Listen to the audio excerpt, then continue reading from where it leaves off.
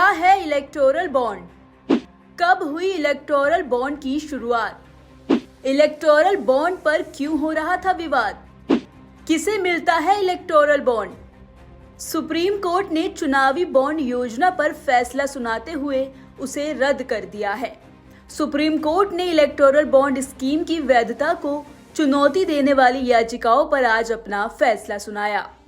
शीर्ष अदालत ने चुनावी बॉन्ड योजना की वैधता को चुनौती देने वाली याचिकाओं पर सुनवाई करते हुए कहा, काले धन पर अंकुश लगाने के इरादे से सूचना के अधिकार का उल्लंघन उचित नहीं है। चुनावी बॉन्ड योजना सूचना के अधिकार और अभिव्यक्ति की आजादी का उल्लंघन है। राजनीतिक दलों के द्वारा फंडिंग की जानकारी न देना उद्देश्य से विपरीत है। मामले पर आए फैसले को लेकर याचिकाकर्ता और वकील ने क्या कुछ कहा, सुनिए। See, proceeding is undergoing. It's not court didn't give judgment yet, but court said that it should be transparent because right to information is a right of our every citizen. So it should be transparent, and the money, what amount of money and which people give it, it should be disclosed to every people. In 2018, when this electoral bond scheme proposed, in this scheme, it should be said that you can buy bond from the bank and you can give the money to the party which you want to give, and your name is doesn't disclose, which is against right to information, and it should be disclosed. So I filed a petition in Supreme Court in which I said that it should be transparent and they should give the name and amount who donate the amount to the party. The Supreme Court has struck down the electoral bond scheme, comprehensively struck it down, and all the provisions that were made to bring it into effect in the Income Tax Act, in the Companies Act, etc., everything has been struck down. They have held that this violates the fundamental right to information of citizens to know about who is contributing this much money to political parties, etc. They have also struck down the amendment made which allowed unlimited political contribution being made by companies to political parties. So not only the electoral bond scheme but also the amendment which removed the restrictions on political contributions by companies, which were that you cannot contribute more than 7.5% of your annual profit by way of political contributions. That has also been struck down as violating the level playing field in a democracy. So the petitions filed by us have been comprehensively allowed by the Supreme Court. So the assertion of the government was what will happen to those? So साथ ही वरिष्ठ वकील और सांसद कपिल सिब्बल ने भी इस फैसले पर अपनी बात रखी है। So we'll get to know the bonding between those who funded and the politics of the country, and also you will get to know the quid pro quo, because nobody gives these huge amounts of money without a quid pro quo, right? Nobody would give an electoral bond for 10 lakhs or 15 lakhs. It'll be in crores.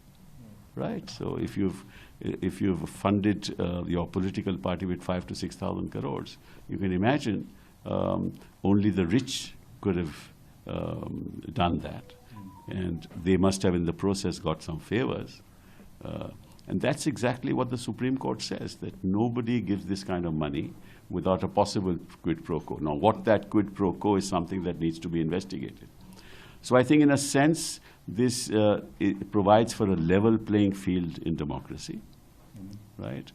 And it also exposes the BJP to perhaps the biggest, the Prime Minister keeps on saying, where is the scam, where is the scam? Or where it is now, Modi ji, right in front of your eyes, your scam, this government scam, the scam that you used for the purposes of political aggrandizement, the scam that you used for the purposes of persuading people to join you, apart from the ED and apart from the CBI.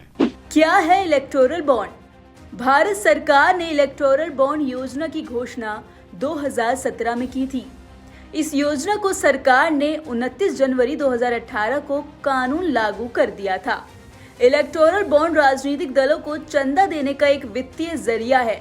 ये एक वचन पत्र की तरह है जिसे भारत का कोई भी नागरिक या कंपनी भारतीय स्टेट बैंक की चुनिंदा शाखाओं से खरीद सकता है और अपनी पसंद के किसी भी राजनीतिक दल को गुमनाम तरीके से दान कर सकता है।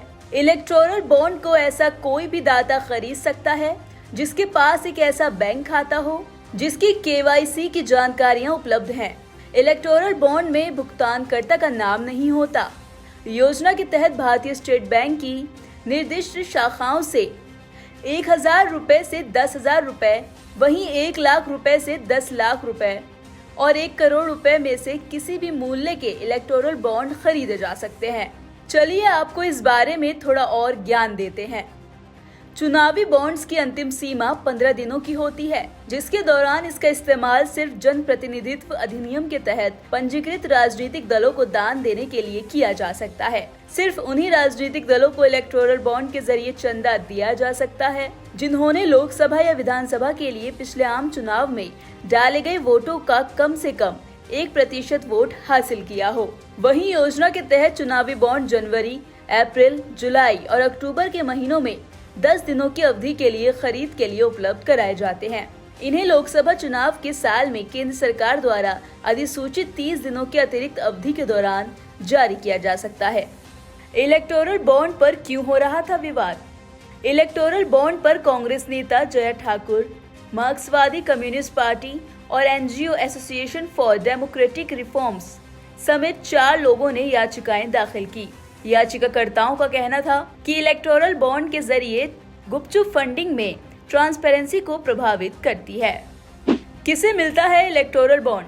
देश में जितने भी पंजीकृत राजनीतिक दल हैं, उन्हें ये बॉन्ड मिलता है, लेकिन इसके लिए शर्त ये है कि उस पार्टी को पिछले आम चुनाव में कम से कम 1% या उससे ज्यादा वोट मिले हों। ऐसी ही पंजीकृत पार्टी इलेक्टोरल बॉन्ड के जरिए चंदा पाने का हकदार होगी।